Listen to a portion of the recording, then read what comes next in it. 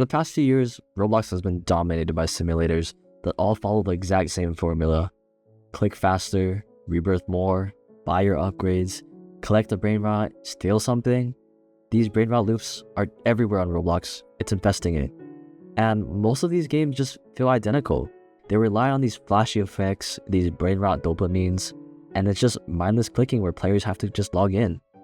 But every once in a while, a game shows up that looks simple and completely shifts what players expect from Roblox. That game is The Forge. On the surface, The Forge may look very basic. You just mine ores, forge your weapons, and you fight enemies. So the question here is simple. Why does it work? So before we go any further, we need to talk about what The Forge actually is. What defines the game? It's not just the mining or combat, it's the forging. Forging isn't a side mechanic in this game. It literally is the game. Everything revolves around the process of turning raw materials into weapons and armor, and no two outcomes are guaranteed. When you mine, you're not just collecting one material and repeat. You're constantly rolling for different ores, whether it be common, uncommon, rare, a poopite, getting a demonite. Sometimes you get exactly what you need, and other times you really need to grind for some valuable ore you weren't even expecting. That randomness alone keeps mining interesting, but the Forge just doesn't stop there. When you take those ores to the Forge, you're not just crafting a single fixed item. Different ores can produce different weapon types, different combinations lead to different outcomes, and even then, there's still a chance of element involved. You're not guaranteed the same sword every time. You're rolling for what you get, not just how strong it is. And the same system applies to armor. You can forge different pieces using different ores, and the materials you choose actually matter. Matching ores correctly can improve outcomes, while inefficient choices can hold you back. This creates a constant decision loop. Do you want to use your rare ore now? Do you save it all for later? Or do you risk it all in a forge roll? It's just like gambling. Every decision has weight. Even on top of all the randomness, quality still plays a huge role. The forging minigame determines how good your item actually is. Two identical weapons made from the same ore can be completely different depending on how well you actually forge your item. This means success isn't just about the luck. It's luck plus execution. And that balance is extremely hard to get right, but the Forge nails it spot on. Once you actually craft your gear, you don't just stash it away, you use your weapon. Better weapons mean faster fights, better armor means more HP to take hits. Combat becomes a feedback loop. If you struggle, it's not because the game is unfair, it's because your gear or choices weren't optimal, and that pushes players back to the Forge. Mining feeds forging, forging feeds combat. Combat unlocks better regions give better ores. Nothing feels wasted. Every action feeds into the next, and that's why this game feels never pointless, even when you're doing the same things over and over. So now that we understand how the Forge works, why is this game taking over, while other games like Grow Garden and Steal a Brainrot are falling behind? Games like Grow Garden are built almost entirely around instant reward loops. You log in, you collect, and you get more plants. One of Grow Garden's biggest retention mechanics makes this very clear: shop restocking. The shop refreshes every 5 minutes. If you don't get a good plant, you see the next restock timer, and suddenly, staying in the server feels more convenient than leaving.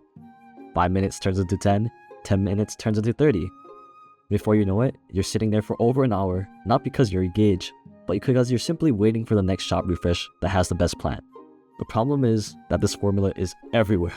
Shop timers, restock cycles, idle waiting disguised as progression. Once you've played one of these games, you're basically played them all. The Forge takes an opposite approach to this. In the Forge, progress doesn't happen while you're waiting or you're offline. It happens while you act. Your mining decisions matter. Your forging choices matter. Your timing matters, and how you get your materials matters. It can be grindy, yes. Something goes wrong, the game doesn't autocorrect it for you. You could spend hours and hours getting an ore, and then putting it into something to craft, and you don't even get it. Games like Steal a Brainrot thrive on shock value. It's not really designed to last. The gameplay loop is very simple, and when everyone starts using this meta, they start using the same tricks, the same idea, the players notice. It's becoming a pattern that is infesting Roblox. And as much as the Forge gets right, it's important to say this clearly. The game, it isn't for everyone, and it's not trying to be for everyone. First off, the Forge is grindy. Progress isn't instant. As I said before, it's earned. Upgrades take time. Good gear just doesn't have to fall into your inventory. If you're used to Roblox games that shower you with free rewards every few minutes, the Forge can feel slow. But that grind is intentional. They're rewarding you for putting in that effort. The game is built around improvement, not just this instant gratification. For some players, that's satisfying. For others, it's a deal breaker. A huge part of the Forge is randomness. You roll for ores while mining, you roll for outcomes while forging. Even with perfect forging time, luck still matters.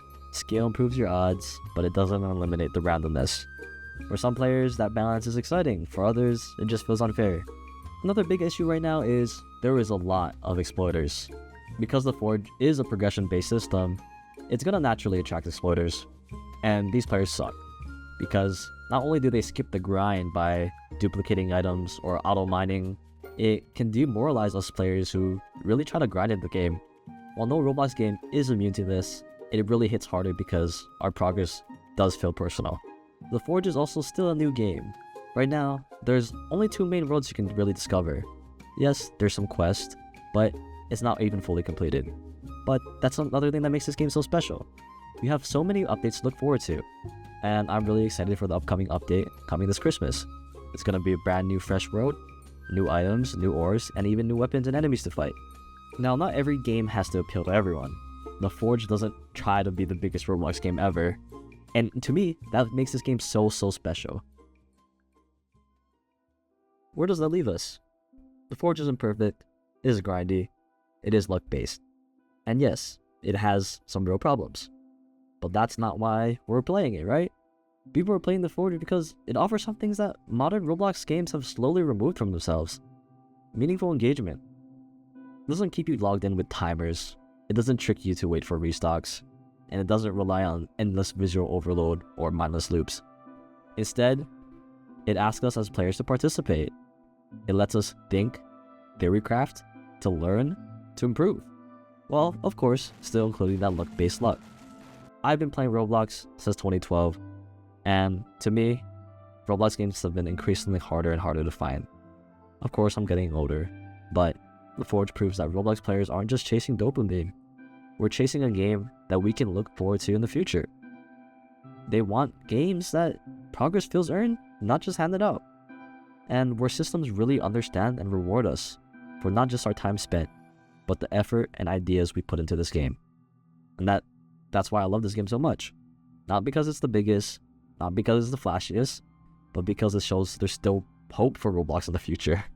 It's a Roblox that respects us as players.